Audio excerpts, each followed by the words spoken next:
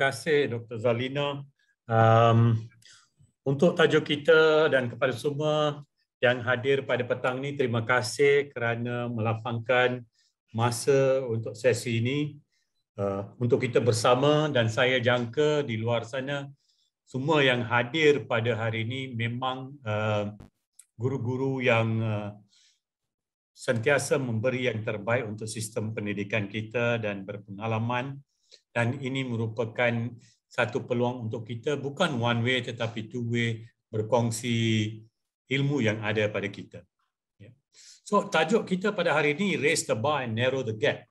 Dan bila saya baca lagi, of course saya dah dengar ungkapan ini dah lama, raise the bar and narrow the gap. Tapi Andy Hargreaves dia kata, don't raise the bar and narrow the gap, but narrow the gap to raise the bar. Ada beza sedikit maksudnya. Dan sememangnya kita tahu, ini wujud pada tahun, saya mula jadi seorang guru pada tahun 1980. Masa itu SRP masih wujud. Dan daripada SRP, kita tahu bahawa kalau ada 8 kelas SRP, hanya 4 saja akan lepas untuk ke Form 4, tingkatan 4. Dan pada masa itu, zaman itu, 40 tahun dahulu, perkara itu diterima seperti perkara yang biasa. There will be failures. Tapi hari ini dengan the 21st century approach untuk pengajaran the last 20 years, kita anggap bahawa setiap pelajar itu boleh belajar. Kita dengar di negara barat, mereka ada konsep dia pegang no child left behind. Ada yang kata every child matters. So kita kini gunakan seberapa cara yang boleh untuk memastikan pelajar itu boleh meningkat dari segi pembelajaran dan dengan harapan prestasi akademik dia boleh meningkat.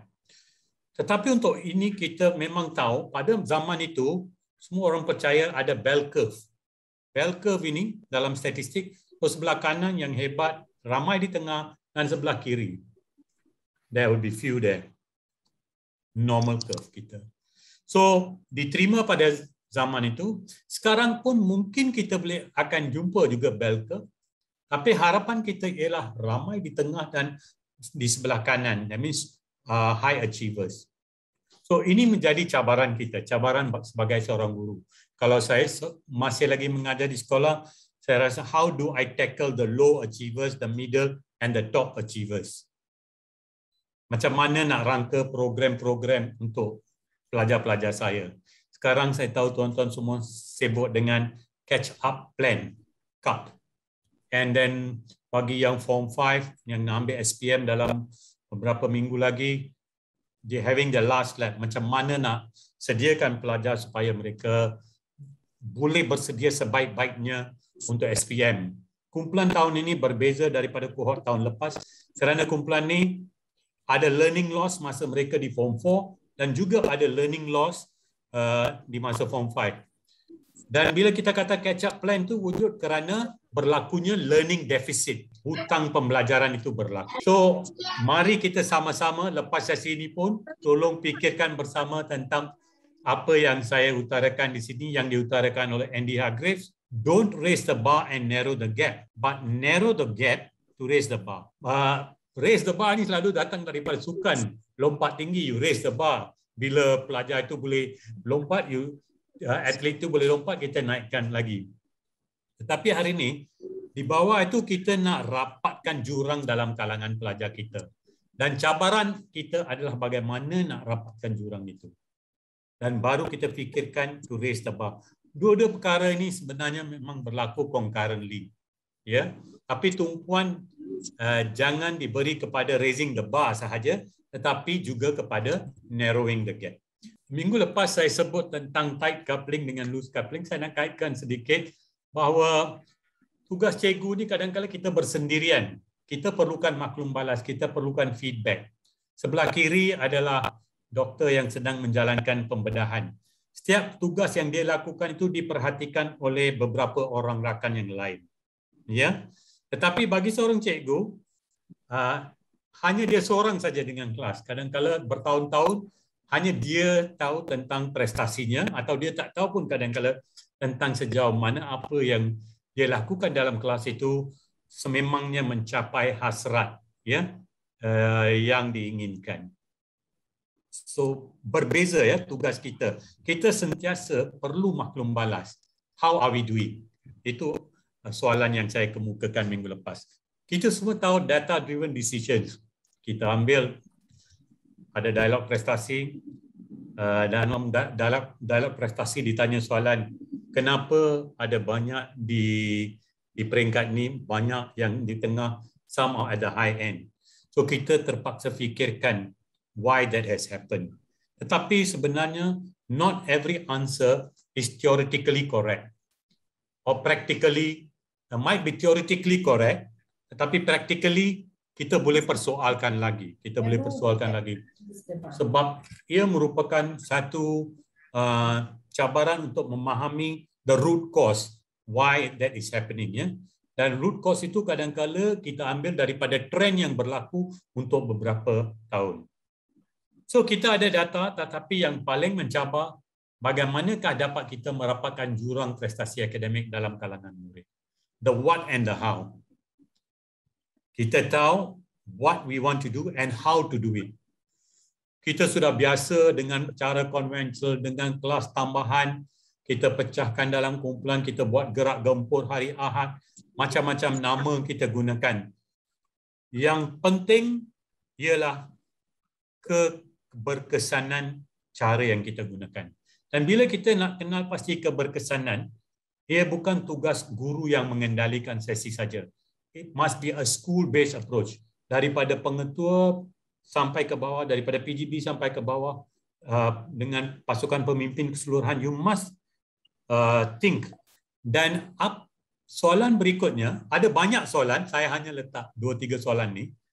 Apakah perkaitan di antara pentaksiran bilik darjah dan pentaksiran sumatif? Sumatif ini mungkin peperiksaan akhir tahun. Kadang-kala pentaksiran bilik darjah kita tunjuk trend yang cantik, very nice.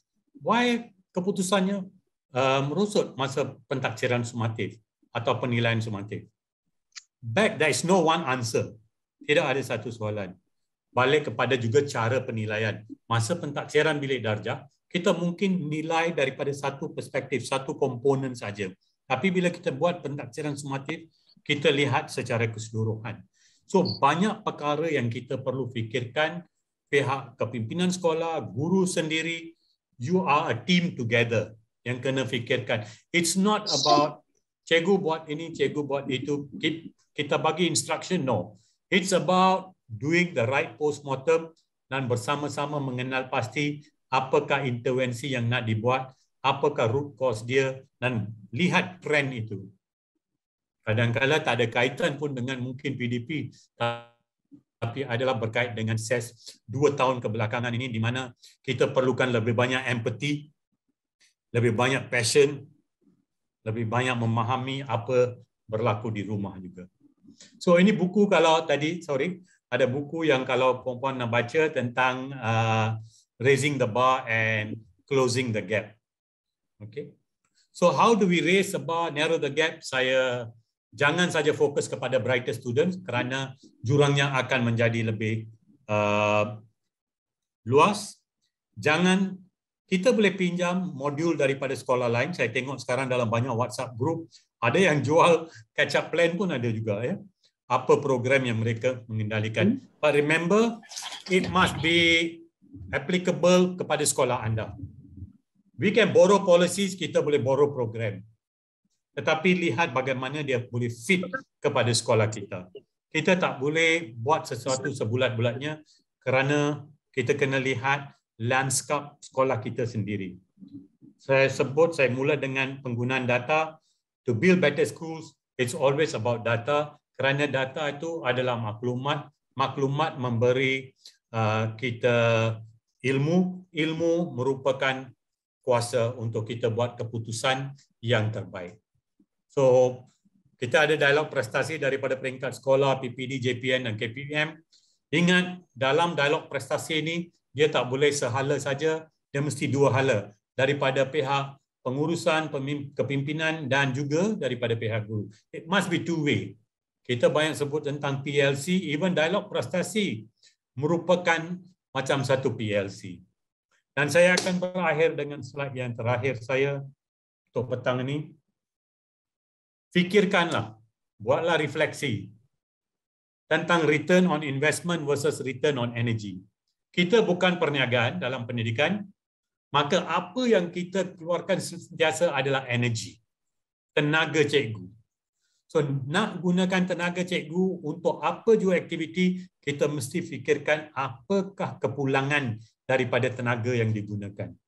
What will the returns be? Jangan kita buat sesuatu sekadar nak melakukan saja kerana orang lain buat. Fikirkan apa program yang terbaik, lepas itu pastikan apa yang kita buat itu ada best returns atas energi yang kita gunakan. Berbeza dengan bisnes di mana kita masukkan capital kita gunakan RM50,000, RM100,000, kita lihat apa pulangan daripada perniagaan itu. Tetapi untuk kita dalam bidang pendidikan, kita sentiasa kena kaji dari segi return on energy. Kalau kita buat kelas tambahan, apakah pulangan daripada kelas tambahan ini? What does it really bring? Ada keberkesanannya. Kalau ada, then there are good returns on energy. Dan tenaga yang digunakan, masa yang digunakan itu memang membawa faedah. Itu saja daripada saya untuk hari ini. Terima kasih Dr. Zalina dan kepada semua, terima kasih kerana hadir.